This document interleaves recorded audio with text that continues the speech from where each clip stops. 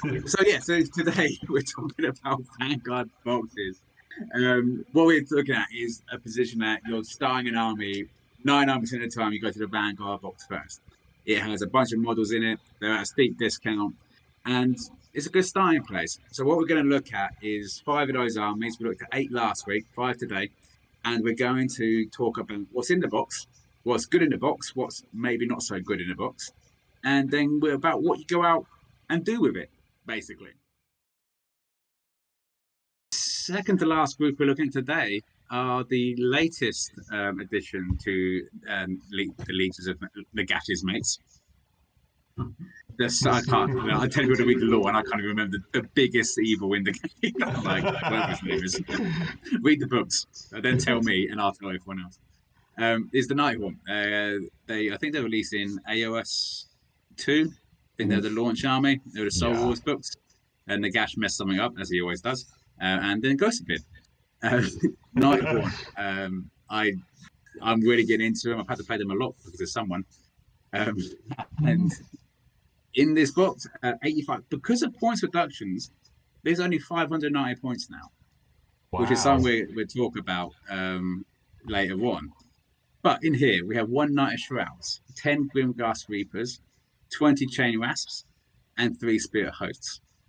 But the person I know who plays Nighthaunt the most, the person I know who has frustrated me most with the Nighthaunt, is above me and to the left or the right, depending on which way round this appears on the stream, or if you know you're left and right. Ben, talk to me about this box, please. It looks good to me. Well, at first glance, I was a bit like, oh, this is a bit vanilla. And then the more I thought about it, I was like, hang on. No, this is actually a really good entry point. And that's really what the Vanguard is all about. You've got your 20 Chain Rasp, which is your battle line. Not particularly very punchy, but they can stick around with the right things you put on it. And we'll get onto that a little bit later. So with the Chain Rasps, a lot of the mechanic with Nighthaunt is all about their charging, and more so in this new book, the new battle tome compared to the previous one, is all about, I would say, running multiple small units. So, though that's subjective because it depends on how you build it. There's such a techie army in general. How you put it all together is quite interesting. But I'll run through the units. So we've got the hero, the Knight of Shrouds, who's on foot. He's an interesting, an interesting hero, a foot hero. He has the ability that if he kills something with his sword, it then adds one to his wound characteristic. So by round 5, if you've killed something every round, you're going to be on 9 wounds. Now, every time you kill something, no, I've got to be careful here. It's not every model, but if at the end of the round that you've slayed something, you heal 1, okay? So there is a way to keep him alive. And that's what's nice about, I'll jump down to the bottom bit, the Spirit Host, because in this box, they've given you a hero, but they've given you 3 bodyguards for that hero, even though it's a 5-wound model. So that's quite good, because I was thinking, he's only a 5-wound model, but you can buff him up if he's able to kill things. The Spirit Hosts are there to bodyguard, so if you keep them within 3 inches of your Knight of Shrouds, on a 3+, they take the wound. So actually, you've got to save. All of this army, except for the Rasps, have got a flat ethereal save of 4. Chain Rasps has 5, but they've got a flat save of 4. So it doesn't matter about any amount of rend. You know, someone could be like, oh, I've got rend 3. I'm like, I don't care. My Rasps, they've got a save of 5, where most things would be like, I don't have a save. So there are pros and cons behind it. So the Spirit Hosts, you've got the natural flat save of 4 for the Knight of Shrouds, and then they've got the ward save of 3 in effect with those Spirit Hosts around them. So actually, the hero, the bodyguard combination, and the battle line there is actually making for what looks like an extremely good box. So I started changing my opinions and was like, yes, okay. The Reapers, which come in the box, a box of 10 in the unit, they're really starting to raise their head and seen on more and more lists in competitions. The reason being is that they've got a 2-inch range, so they can actually fight in 2 ranks. Now, before this handbook, a lot of people were running Blade Geist, where they've only got a 1-inch range, so they could only fight in 5 with 5 behind, or reinforce 10 at the front, 10 behind. But now you actually get to fight in 2 ranks. And their attack profile, there are ways of sorting it out. It's 4s and 3s, so 50% are going to hit. The 3s, whatever's left, even better. But there are ways to actually buff that. And Nighthaunt is quite techy. It's a lot of buffing.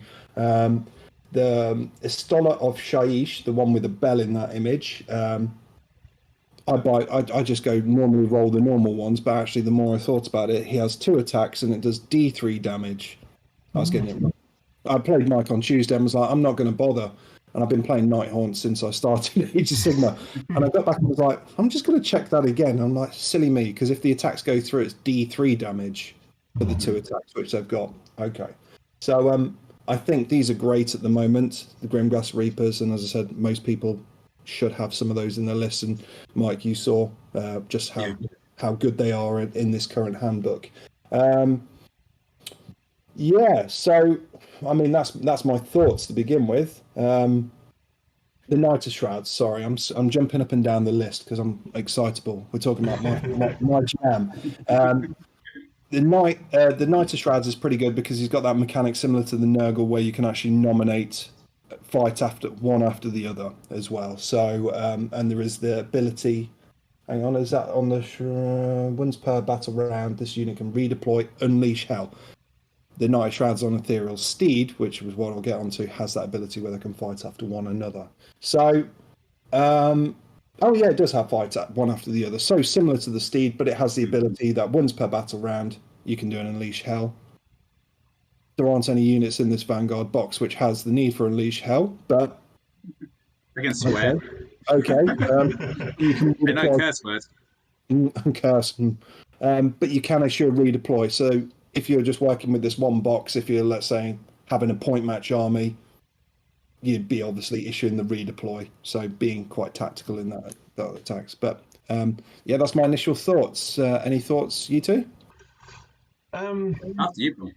Yeah, so like I've faced off against Nighthaunt a couple of times, and the one thing I was going to ask you in particular, Ben, was that with this kind of Vanguard box set, I assume it kind of welcomes itself into most of your sub-faction options, because I know that with Nighthaunt, the sub-factions kind of tend to focus towards particular units, really accelerating them.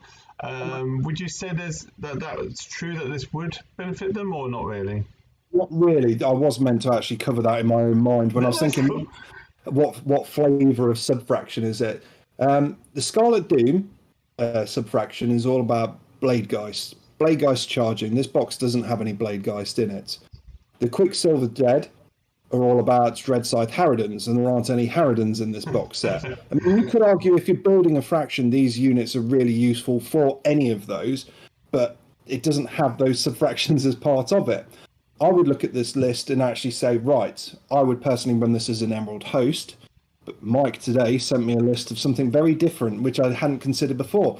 But it could actually be quite an effective beginner's bit for the Grieving Legion as well, which is there's no retreating if you're engaged, which is quite sticky. The Emerald Host, which I personally run, is all about putting a curse on. You roll the dice at the start of the game, and it's D3 plus 1 units at the end of each battle round on a 2+ take D3 mortal wounds, which is quite nice for picking off backfield heroes which are just sitting there camping at the back, thinking that they're going to get away with it. Unless you roll ones, my speciality. Yeah, so to answer your question, it could potentially feed into the other sub-fractions. But if you're going to get 2 boxes of the same thing, which you'd probably likely do, which I'd go on to say, if you're building a Nighthaunt army, you're probably going to either want 2 or 3 of these, but then you're going to end up with 3 Knights of Shroud on foot. So that. So yeah, hopefully, like where Michael said when we first went into it, like the points have drastically dropped on this box set and everything. So ultimately, I assume that taking 2 Vanguard boxes only takes up like the traditional just over 1,000 points and everything, which allows you to, like you were just saying, potentially build off into the Harridans or another unit, which would then benefit into a faction.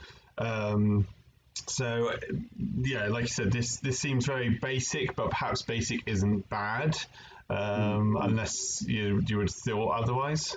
You think otherwise? But sadly, you mentioned the points being decreased.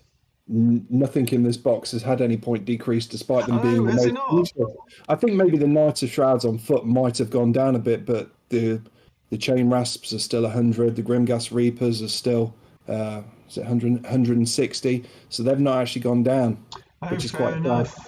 Which is quite sad. Spirit Hosts, I think, have gone down, actually. I stand corrected. They might have gone down 10 points.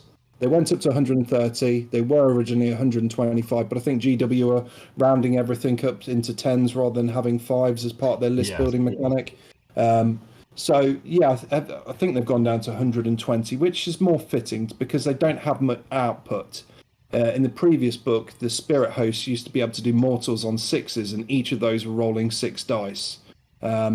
The great mechanic, which I also forgot to mention, I'm doing such a good job today, is that when you're doing the attacks, every 6s which you roll are auto wound as well.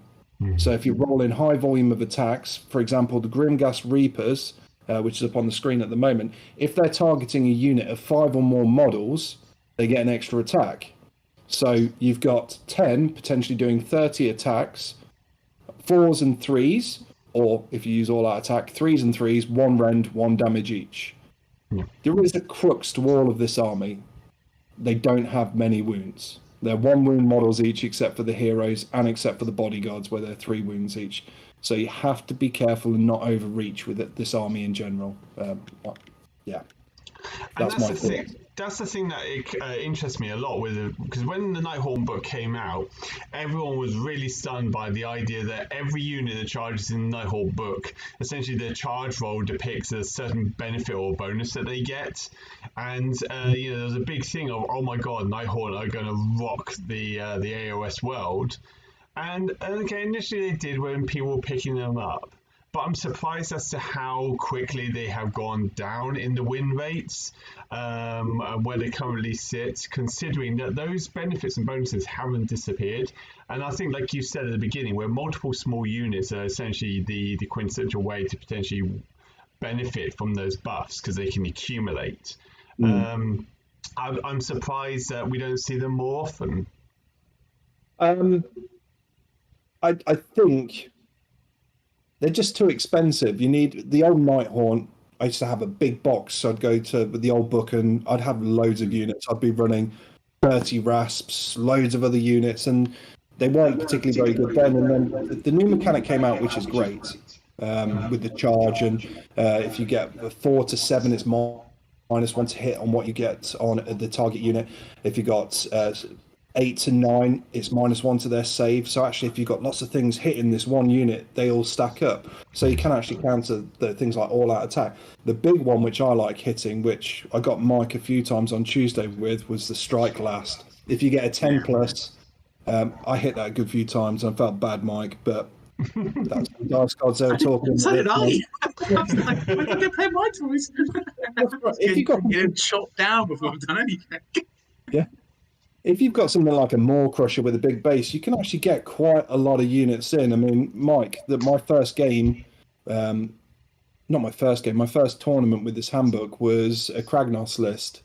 And just high volume of MSUs going in, and yeah, to slay Kragnos with a bunch of Chain Rasp at the end of it all.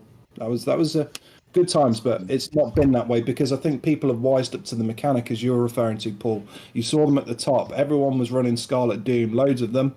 They're all doing mortal wounds, and people just went, what you do is don't let them charge. Yeah. There is this mechanic with Nighthaunt that they can all retreat and charge, so you can never quite pin them down. But if you, with this kind of army, a lot of the time they're high drops. So if you can get a hard alpha attack in first, if you've got a strong hero phase, they can perish pretty quickly. So, yeah. What's your thoughts, Mike? Yeah. Big fan of them. As I say, like to talk about our private conversations that we had earlier about this. I was looking at the Grieving Legion, which would essentially be 3 Vanguard boxes, 2 blobs of 30 chain rafts, hex waves. You can throw them in. and they can't move until they get rid of 20 chain rats, and you're summoning them back, and you're winning on primary. My preferred way of playing a Sigma is to win on primary, like keep people off objectives, pin people in. That's how I play Corn. It's how I play chain rats. Skaven, my blocks at 8, you can do it to a point, but it is my preferred, and I think there's a lot of utility in the army. And this box it really goes into it. You're right. You're not going to get Scarlet Doom or the Dread, the Ward Ignorers. Yeah. So for anyone who doesn't know, the 4 factions are Immortal Hosts, D3 Mortal Wounds. On contextually, is it Scarlet Doom? Yeah. Is the 5? Which one's that? The charging blade guys, so they do mortals on the charge. Yeah, Grieving Legion, no retreating when you're around 10 or more models. And the last one is the Ward, Quicksilver Dead. That's it. That's right. There you go. So 2 of those are out on this box. But there's use for it all over the place. So imagine that I decide that, you know what, I'm not going to buy 3 Vanguard boxes because I want to see other stuff. Yeah. What kind of stuff would you add to this? The thing about Nighthaunt, because it was an AOS 2 launch, they've released lots of cool models. There are I've got everything Nighthaunt, and I question myself. I mean, it's not as bad as Stormcast about there is so much choice you trip over yourself. It's what's costed. Can you manage the buffs? I would say definitely the one model which everyone should take is got to be the Cruel Gas Cruciator. He has this ability where if you could, with the Reapers, if you bury them in the Reapers so they're all still in unit cohesion with 2 inches, right at the front of it all, just out of range for 1 inch models, it's -1 to the damage, or hide them behind that for any unit wholly within 12, which is being attacked, or I can't remember which way around it is, but it's -1 to the damage. So you're taking something with a damage profile of 2 with probably 5 attacks, and they're hoping that, I'm going to do some damage there, and it's cut that down straight away. The Cruel Gas, very good. He's very good as well if you're running the Quicksilver Dead as well. That's probably another podcast or stream, whatever, where you can proc other units as well. I would say in this handbook, the Guardian of Souls is a must. I think the only place you can buy that is within the set with the Knight of Shrouds on Ethereal Steed and a Spirit Torment. So in all 3 of those are great units. So you could buy that sprue. I think it's £50 for those 3 models, but all are pretty good. I've been thumbing the idea of the Knight of Shrouds on Ethereal Steed, but I'm still yet to pull that trigger. Definitely a Guardian of Souls, because he's the wizard, the only wizard, unnamed wizard in the army. And if you actually have a look at his artifacts, they can auto cast an endless spell, which cannot be dispelled. So in this handbook's quite powerful. What else? There's always, if you're going being thematic, there's Kurdos. He is probably our biggest hitter in the army. He gets 5 attacks, hitting on 3s and 3s, but with the right buffs, you can get him down to 2s and 2s, 3 rend, 3 damage. So he's nothing to scoff at. And a few people have been caught out by Kurdos because they're all ethereal. They can move. Yeah, hi, Mike. They can move through one another. So you tie up a unit, and then Kurdos comes round and hits it. You're hitting on 2s and 2s, 3 rend, 3 damage. That does significant damage, even enough to bracket even the big monsters. With that 3 rend. I mean, loads of choices.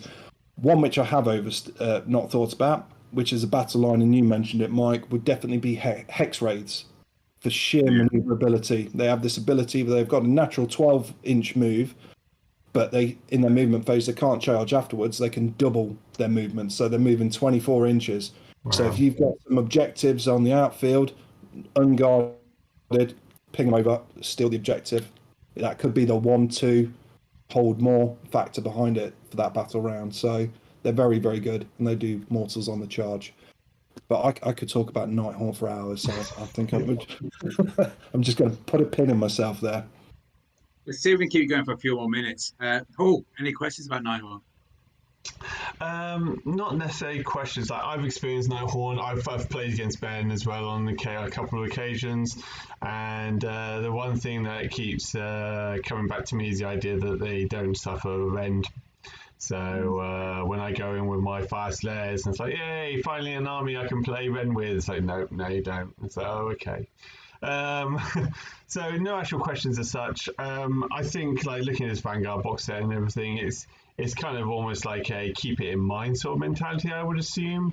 As it could be good, or if you're going to go towards a different direction, perhaps not. But I think it's certainly an option. Yeah, I would agree. I think that's it. It looks like it is again contextual, but a good like if you're going with it, it's a good starting place. As for the Ren thing, I remember my first year in this hobby, I never got to play a Ren because me and Ben were playing Shuffle and my wife had never had a Ren. The first time you brought your Soul Blight, I was like, oh my god, I can do a thing. That's a 2 there. And that That's was a a thing, right? that was a year of playing. Then I had to work out for once how Rend works.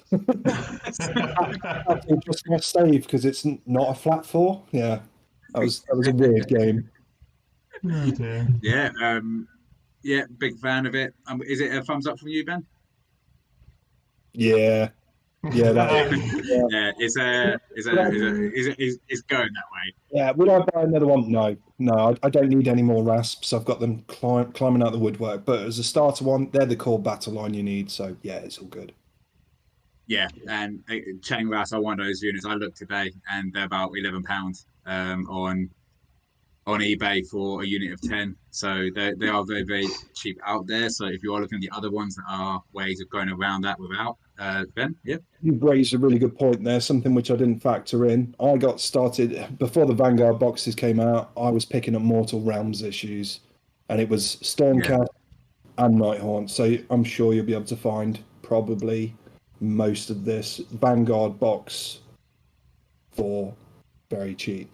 It's when you start looking outside that it becomes a bit more pricey. So yeah. Yeah, there's a website, something Printworks, which have the old back issues that you can go pick them up. Do you know what that's called, Ben? Machete. Yeah, I think I bought them all out of stock. Yeah. Fair enough. But yeah, so that's it. It's a good Vanguard, but there are economically better options, and factually, it might not be where you want to go. So annoy Nagash, go somewhere else. Is I think what our point. Nagash hates eBay.